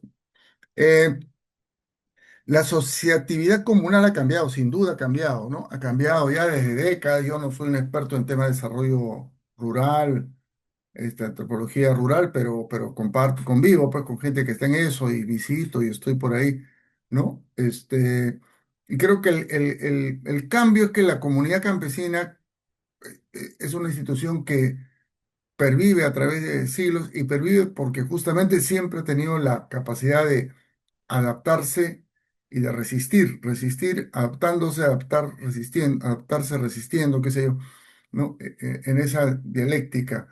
Y creo que lo más notorio en los últimos años es el hecho de que si bien han crecido, o sea, han tenido mayor espacio los niveles de autonomía, no individual, sino familiar al interior de las comunidades, ¿no? Es decir, el uso de la tierra y la propiedad incluso de la tierra y de los recursos y el acceso a los mercados se hace vía la familia es la que se asienta, produce, compra, vende, etcétera. Sin embargo, la comunidad eso no ha desaparecido ni mucho menos, porque sigue siendo una estructura política decisiva, ¿no? Cuando digo política, no solamente en el sentido de poder interno o externo, capacidad de negociación frente al Estado y a otros actores, sino en el sentido de permitir la gestión de recursos públicos, ¿no? De los recursos abiertos, el agua, las tierras comunales, el tiempo libre, el trabajo colectivo, porque, como digo, yo no soy antropólogo, pero he convivido con mucho tiempo, los he escuchado y leído un poco, ¿no? Creo que no hay cómo sobrevivir en los Andes si no es asociado, ¿no? O sea, creo que la propia geografía andina predispone a niveles de asociatividad. Esta asociatividad puede modificarse desde una asociatividad comunal, comunalista más extrema, en la cual todo es comunal, y sabemos que hay habido formas de ese estilo y hay algunas quizás que sobrevivan con ese tipo, hasta formas más mixtas, ¿no? Más mixtas. Y eso lo hemos comprobado, mire, dentro de los proyectos ya en concreto que tiene APRODE, hay uno bien interesante de reconstrucción de una comunidad campesina promoviendo formas de agroecología, Es muy bonito el proyecto porque vincula la agroecología con la memoria histórica. Es decir, hagamos memoria no solo de los acontecimientos de las últimas décadas, que fueron terribles en esa comunidad, por cierto, sino también memoria productiva, cómo hemos producido antes, por qué, y todo eso recuperémoslo para afirmar nuestra identidad comunal. Y es una comunidad que combina los niveles de propiedad o de posesión, por lo menos. No están muy claros todavía si quieren pasar a tener títulos como tal o no, pero hay posesión familiar, producción familiar, acceso familiar a los mercados con prácticas colectivas, ¿no? Prácticas colectivas económicas, sociales, culturales y políticas, obviamente, a través de la propia comunidad. Eh, y esta comunidad se encuentra en el camino hacia Uchurajay. Y justamente ese proyecto, según parece, esperamos, va a comenzar también a implementarse en Uchurajay, ¿no? Que es un nombre que suena fuerte, pues, ¿no? Y bueno, la historia está en el informe de la Comisión de la Verdad y Reconciliación, ¿no? No se puede entender como un hecho puntual lo que pasó en enero del año 83. Durante todo el año, fue una zona muy disputada, por lo menos ya tenían un par de años en disputa abierta entre Sendero y los policías primero, los militares después, y cada una de estas dos fuerzas buscaba articular bajo su control determinadas comunidades y en algunos casos enfrentamientos históricos intercomunales que existen, por linderos, por lo que sea, fueron el sustrato sobre el cual, donde se asentaba Sendero, la comunidad adversaria, ahí se asentaba el ejército y viceversa, ¿no? Entonces, esta comunidad de Churajay, que tenía pleitos con otras comunidades, fue cooptada por lo menos un año antes ya, por fuerzas de la Infante de Marina. Tuvieron operativos forzados relativamente, acompañándolos. Hubo enfrentamientos con otras comunidades que eran influenciadas por Sendero. O sea, la historia de la violencia aquí es mucho más compleja que simplemente decir esto es bueno y el otro es malo, ¿no? Y que los campesinos estaban al medio es verdad, pero también tenían que alinearse a veces, ¿no? Entonces, en todo caso, la comunidad churajay estaba predispuesta a enfrentarse con Sendero o cualquiera que tuviesen ellos la sospecha, la impresión de que eran senderistas, ¿no? Y justamente lo que iban a buscar los periodistas era información de una masacre que se había perpetrado en una comunidad que supuestamente era aliada de Sendero. Entonces, sí, los comuneros fueron, sin duda, con un nivel muy fuerte de influencia, infiltración, ¿no? Pero fueron. No, no. La primera hipótesis de que eran militares disfrazados de comuneros no era exacta, ¿no? Sí había un nivel de relación muy fuerte, pero hubo. Y dicho sea de paso, lo que la historia no ha recordado después, y eso sí lo reconoce el informe de la Corrección de la Verdad, es que la comunidad de Churajay fue durísimamente castigada por Sendero durante N veces en los años posteriores, ¿no? Y eso también es parte de la historia de Churajay, ¿no? Entonces, una comunidad muy golpeada por uno y otro bando y envuelta en este conflicto armado interno que fue muy desestructurador. Ese fue un factor que afectó mucho la asociatividad, por cierto, ¿no? Y profundizó grietas intercomunales. Dicho sea de paso, otro fenómeno histórico reciente, sin embargo, ha tenido un efecto más bien, no digo inverso, pero diferente, ¿no? Y es la pandemia. La pandemia reforzó enormemente el poder, obligó a reforzar o obligó a reforzar el poder de las comunidades en términos de control territorial, organización de la vida cotidiana, garantía de la salud, etcétera. Y es por eso que el campo peruano, en particular el campo andino peruano, fue el sector que menos sufrió los efectos sanitarios de la pandemia. El efecto más grave de la pandemia en el campo fue la educación, eso sí, por los temas de la supuesta puesta de esta educación virtual que nunca funcionó bien, ¿no? Eso. Eso sobre la asociatividad comunal y de paso respondí un poquito lo de Churajay, que es muy complejo. Yo te recomiendo revisar en el informe de la Comisión de la Verdad el capítulo sobre Churajay y también ver hay literatura complementaria, ¿no? Hay trabajos diversos sobre el asunto. A María de Nuevo Chimbote, dicho de paso, yo viví en Chimbote muchos años, saludos hasta Chimbote y en Nuevo Chimbote en particular. Me es difícil sugerirte yo creo que lo primero por una buena investigación es identificar un tema que sea eje además, que permita articular diversas dimensiones. Y a mí se me ocurre así en general no para proponerlo como tema ya, un tema que es muy importante hoy es el tema del agua, ¿no?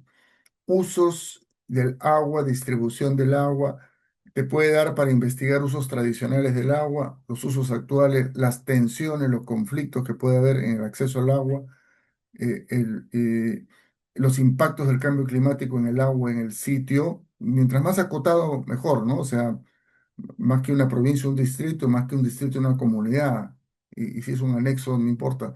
Porque, digamos, un buen trabajo no es tanto por la amplitud, sino por la profundidad que tiene y por la capacidad de dar cuenta del conjunto, ¿no?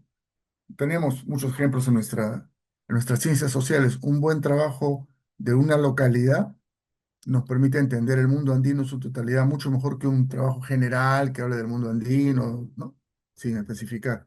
Entonces yo te aliento a primero ir, elegir tu sitio, ir ahí, estar un tiempo ahí, escuchar, preguntar cuál es el problema que más siente la gente y probablemente aparezca el tema del agua, y si es así, buscar información. Hay profesores, no solo en tu universidad, en San Marcos, yo mismo puedo ayudarte a contactar con... Hay ONGs que trabajan en el tema del agua con mucha seriedad. En Chimbote justamente está Natura, ¿no? Está el señor está Foronda, que trabajó mucho el tema del agua, ¿no?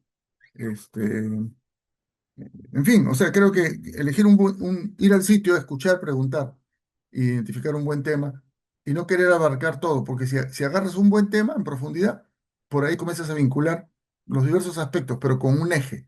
La clave es tener un eje, no dispersarse, ¿no? Pero que ese eje no sea una mirada sesgada, sino que se articule con lo demás, ¿no? Eso. Y con Omar, sí, pues acá el gran problema pendiente es socializar el informe de la Comisión de la Verdad, porque obviamente, como es obvio, hay gente que no le interesa que esto se conozca, que esto se socialice, todo el tema de impunidad, ¿no? Y todos los controles sobre... Porque en teoría deberíamos tener eso que tú has mencionado, porque el informe de la Comisión de la Verdad, que no es un libro cualquiera, no es un trabajo de 8 académicos o 50 académicos, lo que sea, es un documento oficial del Estado peruano, ¿no? El año 2003, cuando terminó el trabajo de la Comisión de la Verdad, el informe fue entregado en una ceremonia oficial al presidente de ese momento, el presidente Toledo, ¿no? Hay un decreto supremo que declara que es un documento que debe ser tomado en cuenta para orientar el conjunto de políticas de reparación y de prevención y de no repetir, prevención y garantías de no repetición. Esos son los dos términos. Y eso incluía la educación secundaria, por ejemplo, ¿no? No se ha hecho. En las universidades el trato es muy desigual, muy desigual. Y lamentablemente entonces nos toca hacer desde las ONG, los movimientos sociales, los colectivos, un esfuerzo, pero son 7 millones de estudiantes en el Perú, ¿no es cierto? Entonces, un proyectito de ONG que llega pues a 500, 1000, 2000 personas, no sé, de repente llega a 10.000 personas, algún proyecto de ONG muy puntualmente, ¿no? Un video que lo van a ver 10.000, 15.000 personas, es una gota de agua en un mar, ¿no? O sea, cómo llegar a 7 millones de escolares, o por lo menos a la mitad de los de secundaria, los adolescentes, cómo llegar a los no sé cuántos millones de estudiantes universitarios habrán, pero deben ser 4 o 5 millones, probablemente no lo sé. A esos públicos habría que llegar, ¿no? Por eso yo creo que sí, hay que seguir actuando, seguir presionando para que hayan políticas públicas. Esperemos que esta lenta espera y tensa espera electoral termine con un resultado adecuado a nuestras intenciones, pero puede ser que no. Y en ambos casos habrá que seguir haciendo el esfuerzo para que esto se difunda. Y lo que sí creo yo, ¿no? Es que muchas veces un buen producto cultural, una buena película de calidad y profunda, puede tener un impacto mayor que otros productos más tradicionales, digamos, ¿no? Pero en fin, ya dependerá de cada uno hasta dónde podamos llegar con nuestros esfuerzos.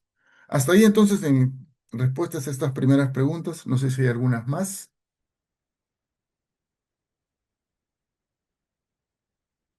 Sí, Marea Chunque. Ah, Andrea Párez. perdón, sí. Adelante. Y, profesor, gracias. Lo último que quería Sí, preguntarle, mencionó sobre el tema de la agroecología. Yo he sí, estudiado agroindustria, egresada, y por temas de salud de mamá con el tema del cáncer, sí, me he visto como que adaptarme a otro tipo de área en el ajá, tema de la agricultura y valorarlo bastante. ya, Y sobre todo, que de ahí parte el problema para poder mm, hacer un tema de solución. bueno, Lo que me llama la atención hoy en día es, por ejemplo, como usted me menciona, el tema de la escasez hídrica.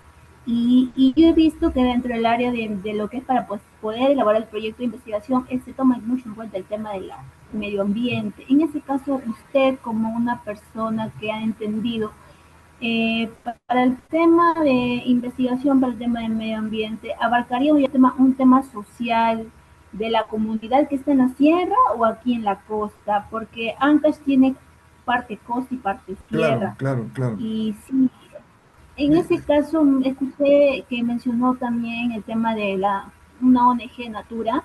Me gustaría Sí, sí, sí participar ya, porque este tema del agua a mí me impacta mucho y quisiera yo claro. participar.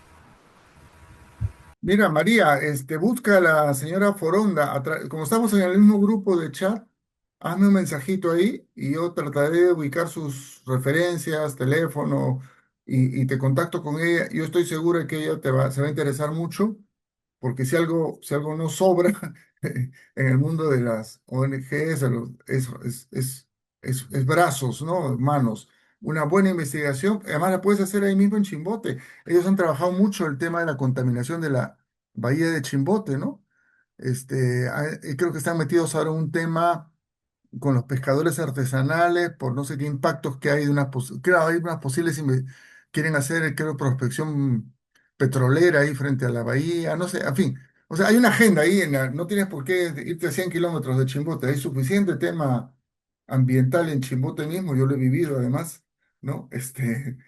Contaminación, los humos y toda esa historia y el tema del agua, tienen ahí los valles cercanos, ¿no? Y ahí, en fin. Hagamos lo siguiente, a través del grupo en el que estamos del chat, hazme un mensajito, ubica por ahí mi nombre y yo me comprometo a vincularte con la amiga esta por onda para ver de qué manera te pueden ayudar. Segura, por lo menos información y alguna orientación te pueden dar, sin duda. Ujú. Y gracias por las señales. ¿Había otra mano levantada? Sí, muy buenos días. Muchas gracias, Eduardo, y al equipo que organizó este bonito taller. Y mi pregunta iba más que todo por la misma historia que tiene APRODE y la cercanía que ha tenido de alguna manera con los familiares de las víctimas de violaciones con los derechos humanos durante el conflicto armado interno, ¿no?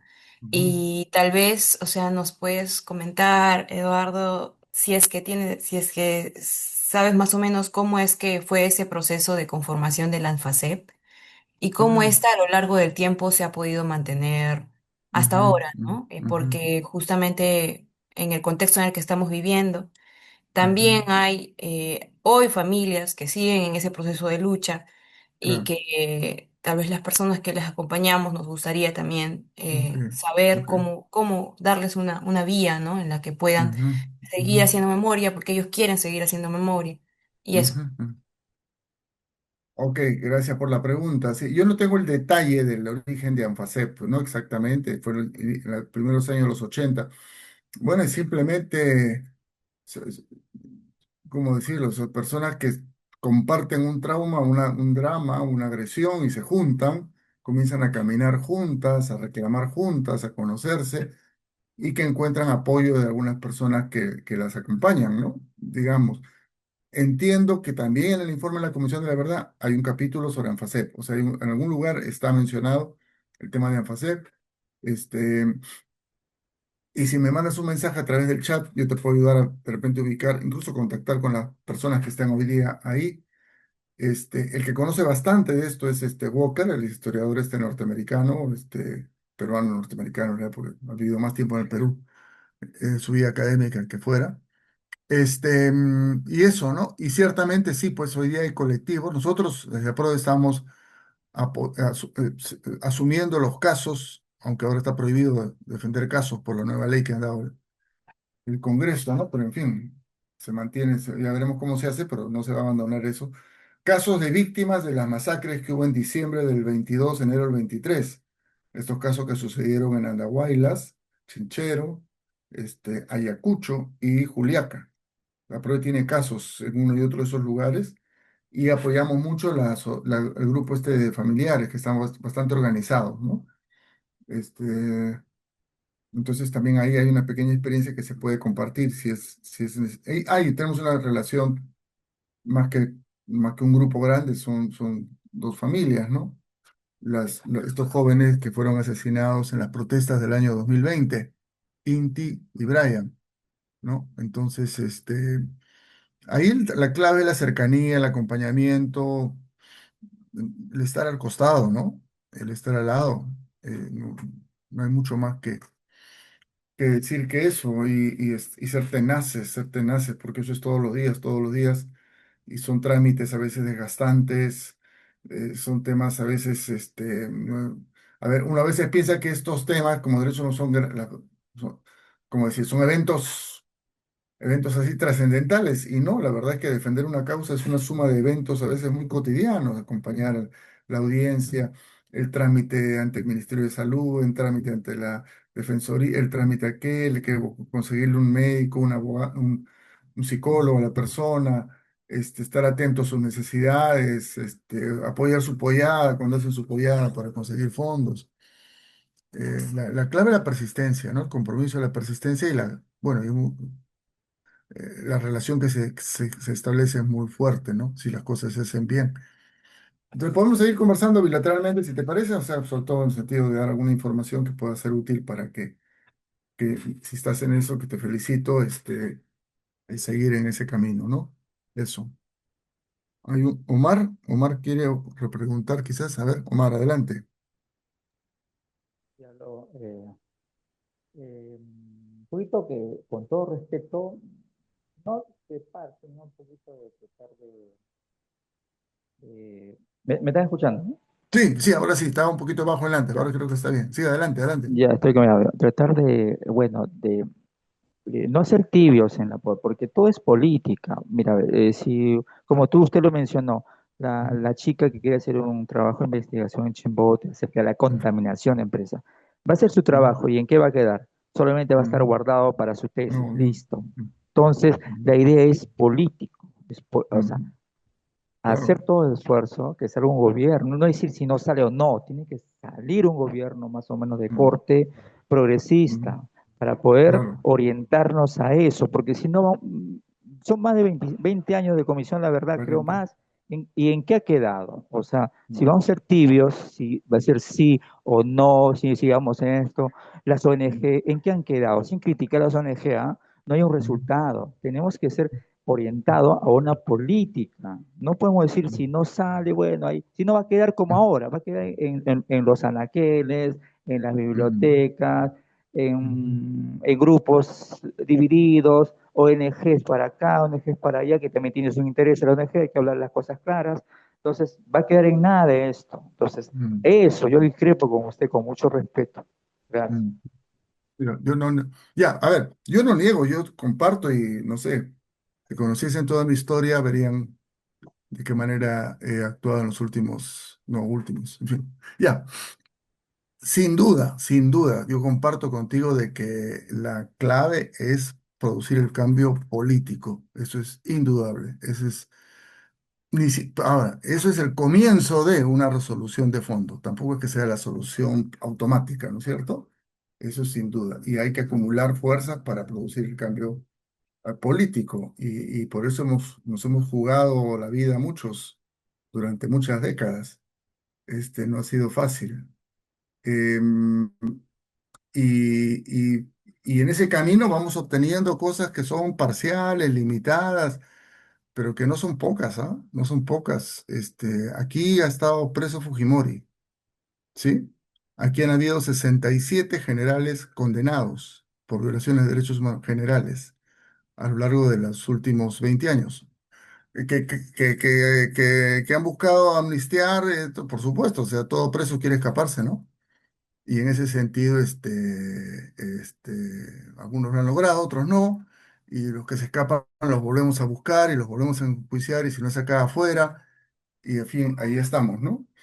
Eh, y bueno, hay sentencias que se han obtenido, hay reparaciones que se han obtenido, parciales, por supuesto que parciales, hay casos que se han visibilizado, hay liderazgos que se han construido. Todo eso es parcial, todo eso es parcial, sin duda, todo eso es parcial.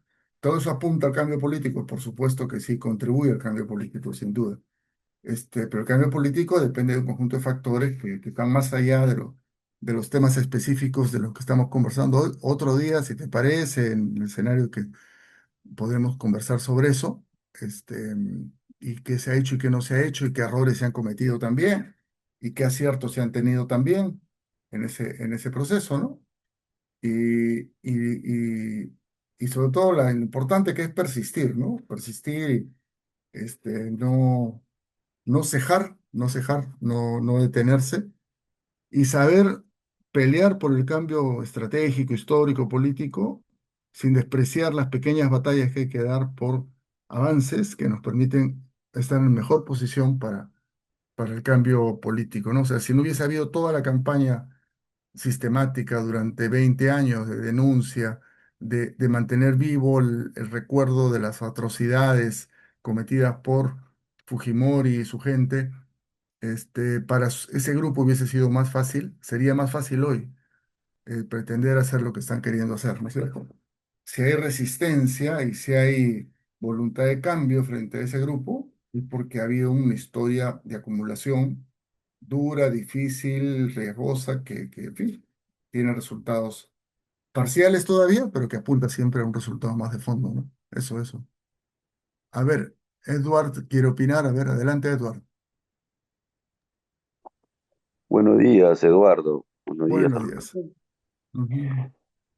Que una consulta en torno los testimonios, la recaudación de información que se obtiene, ¿no? Hacia Sí. de la Ujú, CBR ujú, sobre el conflicto armado interno, ¿no? ujú. También hay testimonios, ¿no? Del personal de tropa, exmilitares Sí, que han sí. hecho su Ujú, servicio en los años 80, 90, ¿no? ujú, ujú, Se ujú, manifiestan pues testimonios que ellos han sido partícipes de diferentes atrocidades, ujú. eh, y además, y son personal de tropa, ¿no? Porque se ha Sí. denunciado, ¿no? A los destacamentos Colinas, se ha denunciado a generales, ¿no? A Ujú, coroneles, etcétera, ujú, ujú, ¿no? Que ha sido, digamos, los casos más mediáticos. ujú. Entonces, pero también hay personal de tropa que ha sido partícipe, que ha sido Sí, testigo, ¿no? De así es. diferentes atrocidades que se ha cometido durante este periodo. Ujú, Entonces, incluso tengo algunos familiares que cuentan historias, ¿no? Ha habido también entrevistas poco difundidas donde hay ujú. personal de tropa, ¿no? Que incluso dicen que su promoción misma tiene muchos testimonios que dar, pero no hay garantías para que ellos puedan dar su testimonio. Ujú. Entonces, mi pregunta iba en ese sentido, si es que como APRODE o como si otra Ujú. organización ha hecho un trabajo en ese sentido para Sí, recaudar información del sí, personal de tropa que ha sido sí, partícipe en esos años y en todo el país, sí, para recaudar también testimonios sí. de ello y que eso sea Ujú, prueba, ¿no? Para ujú, más ujú. investigación. En ese sentido es mi participación, estimado Eduardo. Ok, gracias, tocayo, gracias. Daniel, ¿quieres opinar también para responder varias preguntas o opiniones juntas? Adelante, Daniel. Sí, era yo. De manera muy puntual, justamente la importancia de esta primera sesión y de este tema, que es la defensa institucional en democracia de los derechos humanos, por ser un tema por siempre complejo y que la biografía de una organización permita identificar los claroscuros, ¿no? Muchas Ujú, veces los relatos oficiales construyen ujú, las intervenciones desde las lógicas de buenos y malos, ujú, olvidando que sobre eso hay que anteponer a las víctimas, ¿no? Y ujú. que esa es la idea fundamental o transversal de los derechos humanos. Así Entonces, es. me parece sumamente importante que ligado también al objetivo de la sesión, ¿no? Es Ujú, ujú, cuáles son las dificultades metodológicas de poder intervenir en temas tan sensibles donde el testimonio pueda significar ser expuesto o ser vulnerable a represalias, ¿no? Recuerdo que hace un par de años se prohibió, creo que hasta ahora sigue vigente, la idea de la defensa jurídica a las víctimas, ¿no? Entonces, ¿cómo Eso se sí. hace un programa, un proyecto social en un tema así de peliagudo, con constantes contrastes, donde hay Ujú, actores que no desean que se intervenga en ese tipo de programas o proyectos? ¿Y ujú, cómo se hace esas intervenciones cuidando también claro. desde el expositor hasta el participante? Porque entiendo que muchas veces por un tema de transparencia o de entrega de resultados, solicitan, ¿no? ciertos indicadores de impacto. Ujú, Y esos claro, indicadores de claro. impacto a veces son las asistencias, a veces son las fotografías, a veces son los audiovisuales, para poder Mm, justificar el financiamiento de las intervenciones de los programas o proyectos, ¿no? ujú, Es un ujú, poco el debate sobre Axit y sobre ujú. supuestamente Muy bien. el la orientación del financiamiento Ujú, por fuera, por fines políticos y no por fines de desarrollo, como a veces ujú. se plantea, ¿no? Eso nada más, ¿no? Como Excelente. para poder ligarlo. Muchas gracias.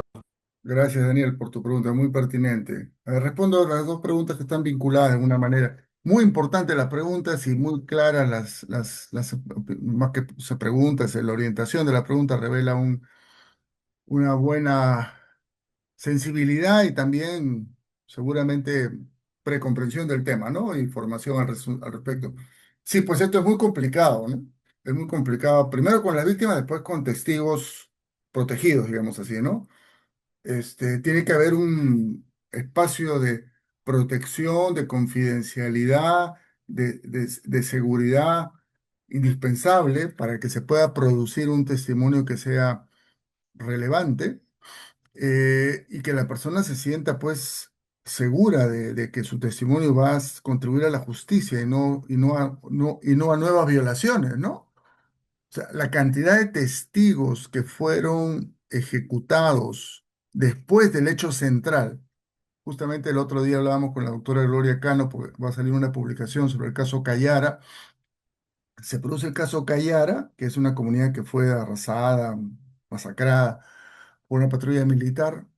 Este, Quedan vivos algunas personas de la comunidad que escaparon o que no estaban en ese momento, y en los meses siguientes fueron ejecutadas esas personas, ¿no? ¿Se pudo haber hecho más para protegerlas? Probablemente sí. ¿Quién? Las ONGs, ¿hasta dónde hay recursos suficientes para proteger durante meses a una familia entera? Eso no es tan fácil, ¿no?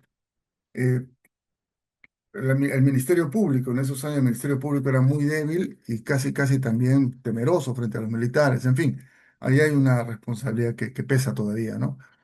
Entonces, garantizar la protección es clave, ¿no? Ahí hay mecanismos. Primero hay el problema de cómo se da, cómo se protege a la víctima o al familiar de la víctima para que pueda declarar, ¿no? Y se sienta protegida. ¿Y cómo se lo protege después? Después, ¿no?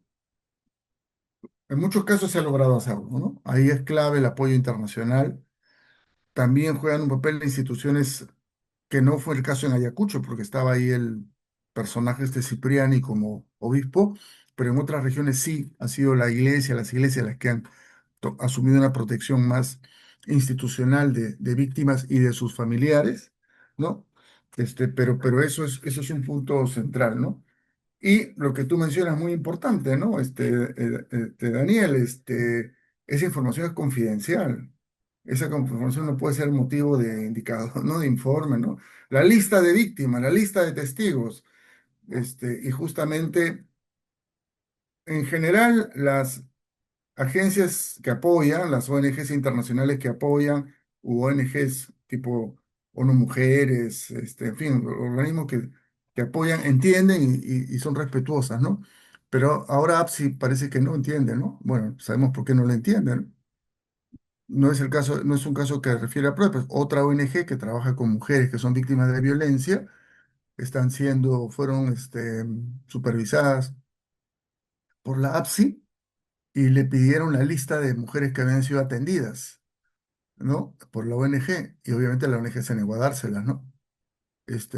aduciendo, ahí hay un tema legal, se puede defender eso legalmente, ¿no? Por el tema de protección de datos.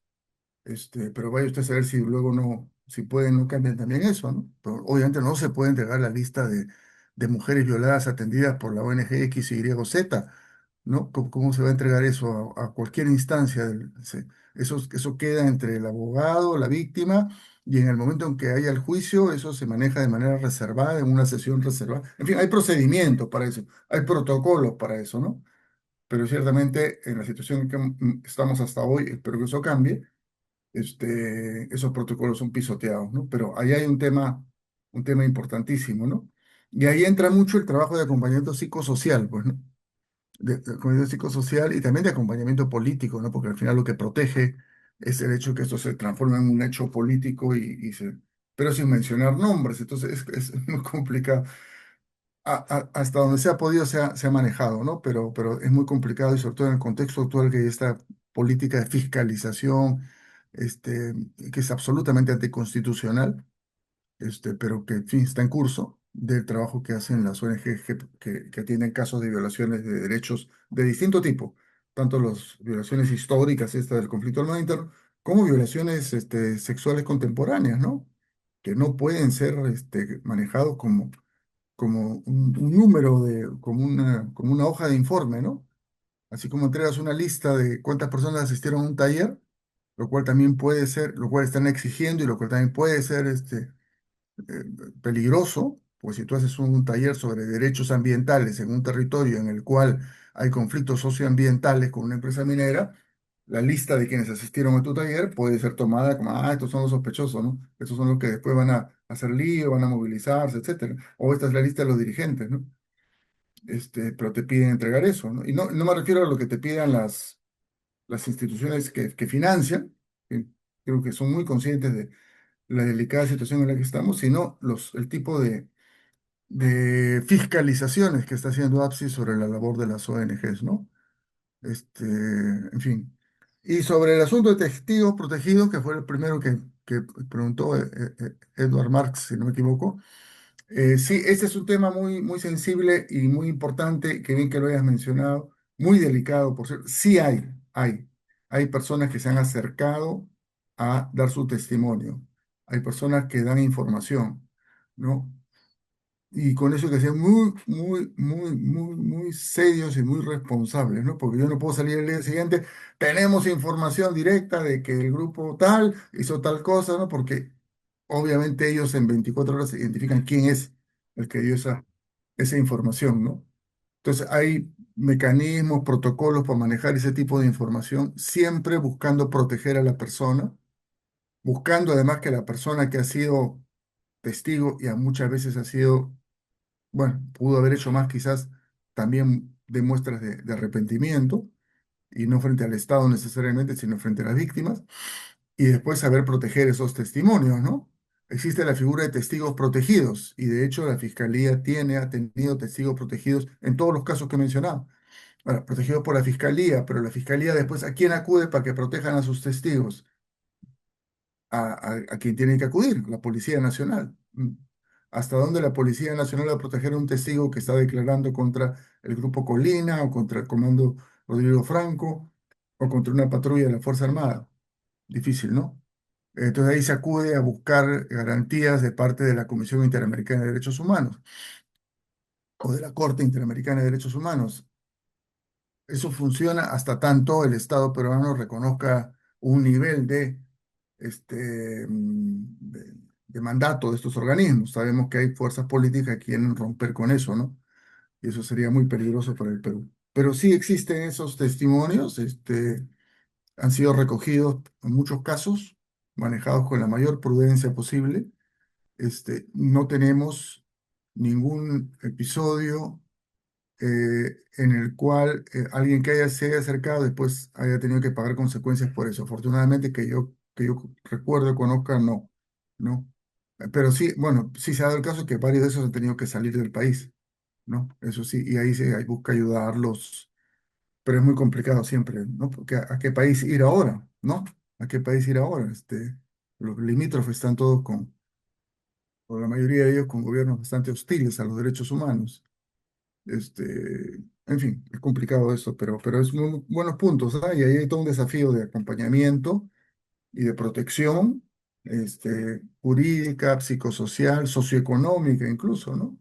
O ya declara ahí al día siguiente de qué va a vivir. O sea, pasa con tema más cotidiano, más inmediato, el tema de mujeres violentadas, ¿no?